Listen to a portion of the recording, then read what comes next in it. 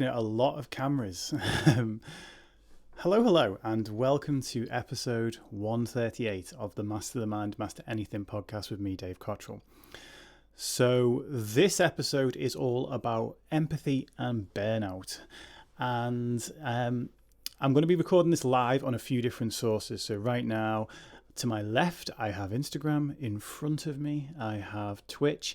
And later on, this will go up to YouTube. And that's because this is, other than the Mental Health Family Hour, I intend for this to be the only piece of content I make this week.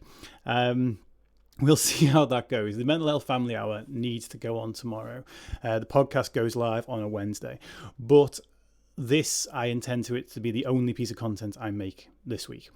For the simple reason that I'm knackered. I'm doing my best to kind of turn up here and to be sort of upbeat and happy and high energy. And I'm feeling good. I'm feeling good about the fact that I get to kind of reach a lot of people in a few different platforms with this. I'm going to upload this to YouTube as well. But if anyone you've been following me, if anyone came onto Twitch last night, for example, you'll have seen that I was very low energy. Not quite myself. And for anyone who follows on Instagram or Facebook, you'll see that I've not posted an awful lot over the last few days. And the simple reason for all this is just, quite frankly, burnout.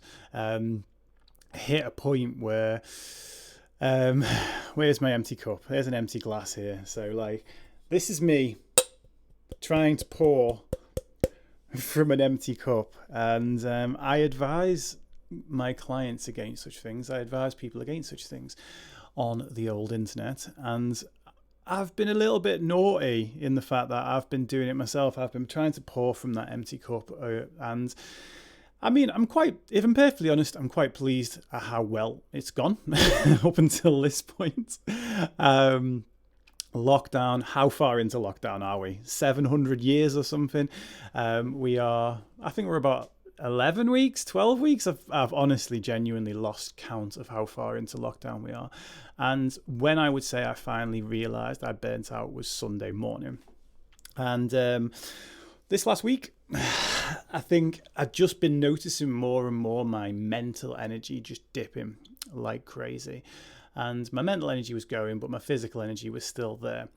And I got to the point of, I went for a run on Sunday and yesterday morning, and I planned to do 20 miles, and I felt physically good. I mean, I've actually done the marathon distance twice in lockdown now. I did it once and talked about it, and once and kept it to myself, because I'm trying to prove to myself I can do things when there's no one watching, which is an interesting thing. But so I felt like I woke up and I felt okay for the run, and I actually got out the house without much difficulty. And then 3 miles away from home, just a few things about work popped into my head. And as soon as that happened, I found myself a few years back, look, this might go all over the place, this episode. But a few years back, I found myself wanting to just quit, wanting to just stop doing what I do for work. And I absolutely love it. And, we get into those things that when we want to quit, we ask ourselves the questions like, oh, maybe I'm not meant for this. What's wrong with me? Like, why am I carrying on if I clearly want to quit? Now, it took me a little bit of time to get my head around this, but I would say I want to quit probably about a day a year, maybe a day every 6 months. That's when I want to quit. About one day every 6 months, one day every year. And the way we think about ourselves, it can be very easy for us to kind of think that is the majority, even though there are 363 days of the year where I want to carry on, where I want to bring my best, where I want to do the very best that I absolutely can.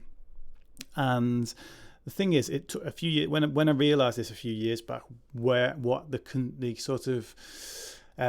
conclusion I came to at the time was the fact that I wasn't tired of my job. I was just tired, and that was manifesting as being tired of my job. It was manifesting as I don't want to do this anymore. And those feelings don't last. Yet, whilst you're in that moment, it can feel very much like you want to make a split-second decision. And So I sat down yesterday. I mean, I got 3 miles out on this run. And then I thought about this work thing, and I thought about the fact that I want to quit. And what I did is I allowed the thought, I want to quit, go from my brain to my legs. And my legs just stopped working. And I was at this sort of weird old house that's on the road. And I just buckled over at the corner of the entrance to that house. And I just leaned against the gatepost. And I just burst out crying. And I tried one more time to continue to push through that, despite the fact that I was clearly exhausted. And I started walking home. Well, I ran on for a little tiny bit, and then I was like, no, I've got to go home. And I turned around and I went to walk home. And then I was like, I can't say no. I can't stop. I don't want to get home and feel like I've failed. That was how I kind of said what I said to myself at the time. And so I carried on. So I walked back a little bit. And then I ran back about another half a mile, maybe 3/4 of a mile. And then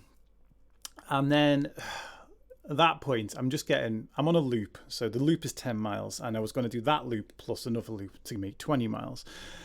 And in my head, I went into all those things that I talk other people out of. I went into the whole, well, how are you ever going to do 20 miles ever again if you can't do 30, if you can't even do 3?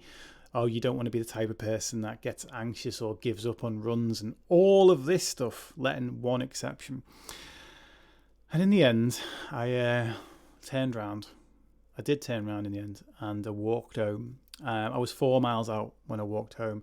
So I ran a little bit, tiny bit, and I decided to take a different route down the canal. And it was at this point that I was with my wife and we were talking about it, and she kind of didn't see it coming. See it coming, how I was feeling and the way I reacted.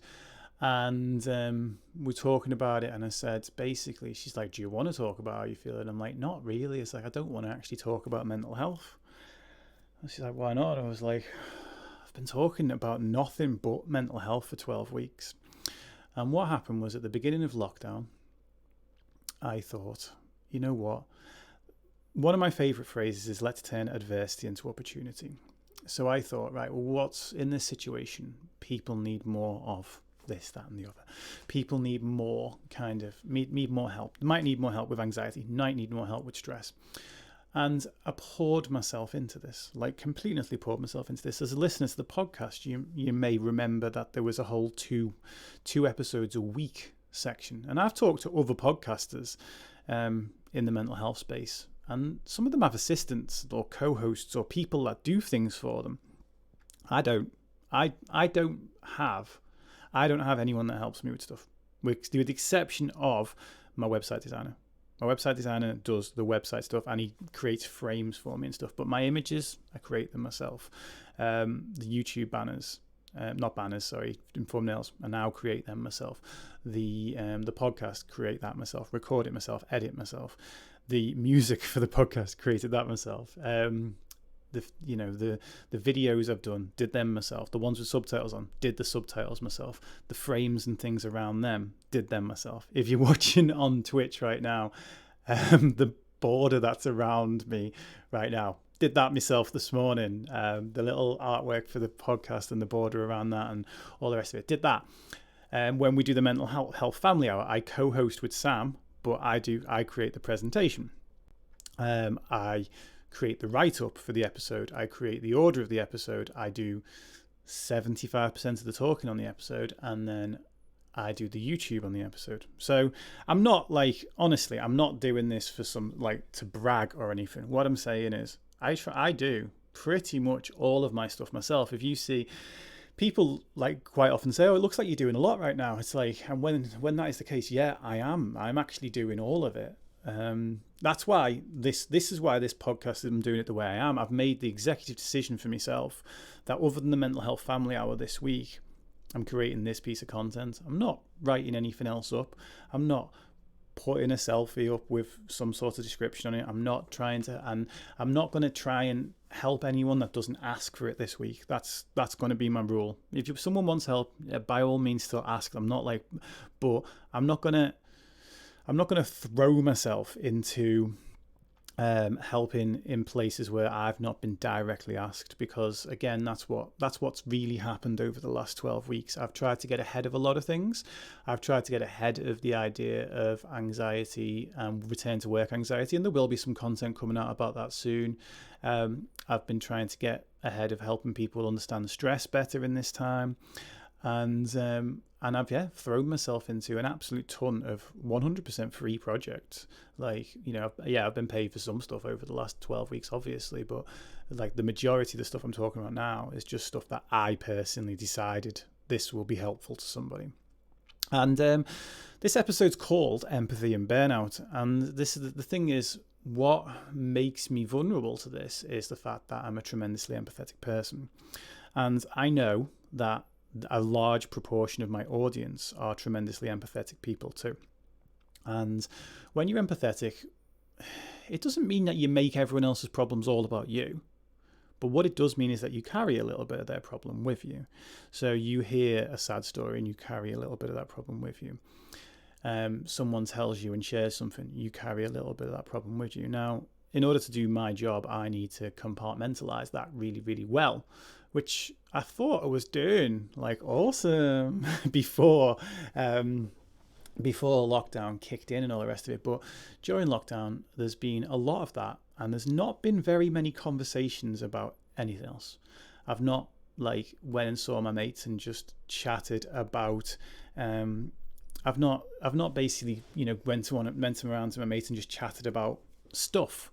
I've seen about 3 of my friends since since things relaxed, and now, because we've not seen each other for so long, all we're catching up on is like how we've struggled through this whole period and what's been our own individual things. And people need to talk about that. People need to vent. People need to kind of get those things off their chest. And so I usually sit there. I usually sit there and let them do that. And, I'll vent myself and stuff. And that's helpful at times. But then it becomes all we talk about. So if you're out there and you're an empathetic person, I kind of want to almost backtrack quite a bit to very early content that I made about selfishness and selflessness. And this is kind of what we need to do.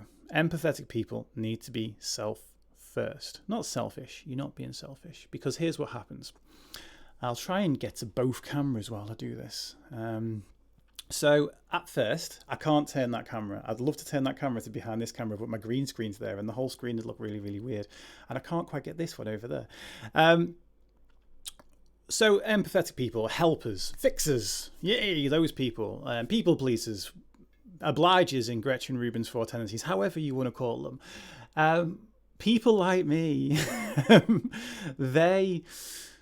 when we're up here, when we're like, let's just say this is 100%, this is riding high, this is feeling good, this is full of energy, this is like, full of va-va-voom, to go all Thierry Henry and that old, was it a Peugeot advert? When you're up there, you love it. You absolutely love people requesting your time. Absolutely love it, because you've got the energy, you've got the time, you've got the capacity to actually do that, you've got the space. And as a result, you love it because it's nice to feel needed. Let's just be honest about that right here, okay? It's really nice to feel needed. It's not nice to feel too needed. That's coming in a bit. But it's really nice to feel the right level of needed, because you don't want to feel completely unneeded, because as an obliger / people pleaser / empath / nice person, when you're unneeded, where's your purpose there? We like it, but we like it while we're feeling good and we're riding high. And what happens is, each time someone asks us something, we oblige, we give that time and space to somebody else, we chip away a little bit, and we don't notice that chipping away, okay? Because the chipping away is like just a little tiny chisel off the top, and we go from like a 99% to like 98.5%. The next person asks, knocks a little bit more off, and we go from 98% to like 96%.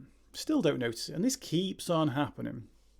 until we end up like at the point at which we notice. Now, for people, that's anywhere between sort of, I don't know, arbitrary numbers of like 10 and 50%. Not many people get to 10% by the time they realize this, but some people really do, like me on Sunday, just carry on plowing on through and getting on with it. So we chip away. And then there comes the point where you notice it and you wake up one morning and you go, I don't want to do this anymore. Don't feel like me. When's my turn? Like, when's someone going to come and help me? Like, I've been doing everything for everyone else. When's my turn? And if you're in this position, at that point, you might go and reach out and talk to somebody else. And when you tell somebody else this, because they're used to the boundaries in the relationship of you being the helper, you being the one that gets things done, that looks after everyone else, you will hear, most likely, the following sentence. How can you need help? You're the one who's always looking after everybody else. Okay, to me, that's like driving your car around all day. And when it runs out of petrol, going over and kicking it. What do you mean you're out of petrol? You've been driving me round all day. How can you be out of petrol? And this comes back to that pouring from an empty cup, right? Trying to give other people what you haven't got anymore yourself. But we do, don't we? We keep on plowing through because that's our identity. That's who we are. It's the kind of person we are. So we keep going and we push past. And Joe Horton's just posted a comment saying awareness of your warning lights are imperative, and that's it's a great sentiment. Really, is the fact that's it. We see those warning lights, and we keep on driving, just keep on going, keep on pushing, and as a result, we're now running on fumes. We're now running on the absolute dregs of what's left in the engine, and when we do that, we keep on pushing. Well, here's the thing. Let's say we're sleeping for 8 hours and we're awake for 16. If you're the type of person, especially if you're a parent in all of this as well, because you more than likely care for people in work or care for people in your family, then you come home and care for your kids. Teachers, nurses, doctors, lot of people in caregiving roles, people who work in support staff for the NHS, very big caregivers often. Very, very vulnerable at this because keep on trying to kind of just give what you've not got left and keep on going. And eventually that does lead to this point where you want to rebel a little bit. It's not just like, when's my turn? It's like, screw you guys, I'm going home. That was my best Cartman impression. I'm not fat, I'm getting in shape. So yeah, I actually do it better without the headphones on. So we kind of then rebel, and then we go off and like just, I don't know, like for me, just stop running. Once I came home, had a strop, watched The World's End, switched off my phone, and you know, and also, but that was a relatively mild. Not relative. It was an extremely mild comparison of what would happen when I hit that burnout. And there's that old cliche, isn't there, on planes, put on your oxygen mask before you help others. Because when you can't breathe, you are no good to anybody. And if you can't breathe, you start making bad decisions. If you start making bad decisions, you get in a bit of a mistake, you get in a bit of a mix-up, and so on and so forth. Now, yeah, we'll carry on giving all of our waking hours to the people that we're trying to help. We will. And as a result, what we don't really notice, well, maybe we do, and then we beat ourselves up for it, is the fact that the quantity of the time remains all the way up here at every waking hour of the day. But the quality of that time, 5%, 10%, non-existent. I've been there with my kids. I've been there with my clients. I've been there with my wife. I've been there with the housework. I've been there with my friends. Quality of that time. They're getting my time, sure, and I'm there running on steam, running on dregs of the engine, kind of trying my best to help away. but I'm not doing it to the best of my ability. So they're still getting the same amount of time. Quality at that time is dreadful. And like, let's face it, if they're getting 100% of the time at 10% quality, they may as well just be getting 10% of the time. But you don't need to knock it back that far. You don't need to give people 10% of your time. Just less than what you're giving. And this is why it's not selfish to put yourself first. Because if you are that person, and again, you loved helping people when you were all the way up here, found it to be part of your existence, part of your character, part of your personality, then you want to get back to being able to help them well. Because while you're helping them like that, you'll go home and you'll be exhausted again, and you'll maybe even cry, and you'll be like, didn't do that very well, did I? I turned up, but I wasn't a particularly good much help, was I? Wasn't a good mum today, wasn't a good dad today, wasn't a good husband today. I know what it's like turning up with my kids when I'm running on dregs, I know what it's like turning up for my kids in that time, and they get a cranky, irritable, easily upset version of me, a version of me that even though he's in the room with them might end up on the phone quite a bit, a version of me that shouts at them for the things that probably just deserved a conversation, like my wife could end up with a version of me in that situation where I switch off and she needs to repeat herself like 3 times. My clients tend to get a good me no matter what. There's a very bizarre thing about this, is that we if we were to draw a pyramid of it, of who should get the best of us, it's like our spouse, our kids should be at the top of that, right? Our family, our friends, then people at work, then random strangers and acquaintances, people you don't even know should be at the bottom of that, right? That's the way it should be. People who get the absolute best of you, those are closest. Doesn't work that way around though, does it? The people that we are most likely to give our worst to are the ones that are closest to us. It's like the pyramid gets turned upside down. And I've got a theory on this. I don't know if this theory is true, but just have a listen and see if it sits well with you. The people, that pyramid also represents how much time those people spend with you. So if your spouse spends a lot of time with you, more so than, say, slightly more so than your kids, and then your kids spend more time with you than maybe the people at work, or the rest of your extended family, your close family, extended family, even less time, and then less time again down to the stranger on the street. So they know who you are as a person on the whole.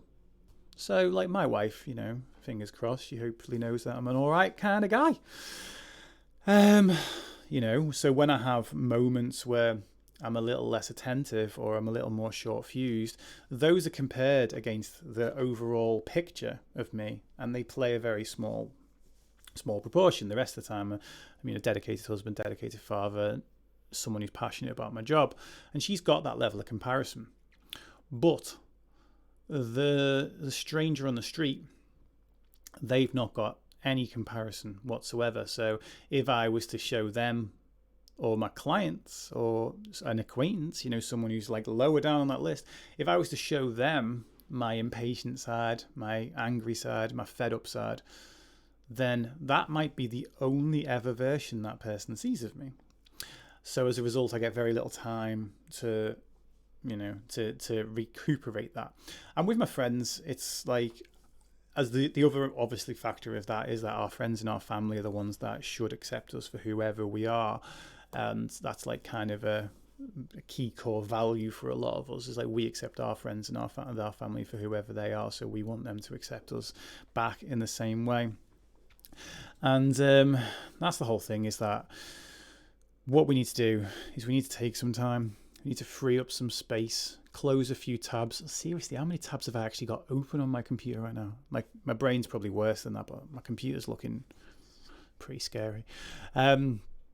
We need to close a few tabs. We need to take some time back and take some time to recover, and maybe take on a few less things. It's because when we take on a few less things, then we open up the opportunity of doing those things that we do better. And There is a time in life to push through. There really is. Some of us give up before we've reached that point. Some of us push beyond that. And wisdom and maturity and trial and error and all these things can lead towards, I suppose, figuring out where all those things lie. But we do 100% need to put ourselves first. Because when we put ourselves first, when we put our oxygen mask on first, we are able to better breathe, and we are able to then look after those people. A lot of you, one final note on this, and then I'm going to disappear, I think, because I've got a client at 11 and I want to get a brew before then. One final note on all of this is, I've forgotten what my final note was. Oh yeah. You will often get told by people who don't get empathy, you've just got to put yourself first. You've just got to do it for you. You're always doing everything for everyone else. Why don't you do something just for you? That might work if you keep pushing at it and you belligerently keep your head down and say, I'm doing this for me, for the sake of me, and you get that skill. But chances are that's going to work against an intrinsic part of your character. It's not necessarily a set in stone rule, but it's a tendency. And what I would say is, to start off, do it for yourself so you can be better for everyone else. Because like me, and like if anyone's ever read Gretchen Rubin's book, The 4 Tendencies, every other obliger out there, we find it so much easier to do things for other people. So actually right now, I'm actually going to say I'm doing this one for me. I'm going to take some time. I'm going to take some time this week. I'm not taking on any new work additional to what's already in the books this week. I've got a few days, particularly a couple of days with my kids, where I'm not going to work at all. The podcast goes out on a Wednesday, but I'm recording it on a Monday, so that's done. Mental Health Family Hour goes out on a Tuesday, and that'll be done. And if you see me giving content anywhere before the end of the week, before I come back for Twitch on Sunday, which will be my Sunday night gaming, because next week I've got loads of stuff I've got to do. If you see me, you can give me a slap. You can say, "Oi, Dave, what the hell are you doing here? Weren't you supposed to be taking some time off?" You can call me out on it. So that's any time between now and the 14th. If you're listening to this podcast in the future, then you missed the boat on this one. But yeah, that's it.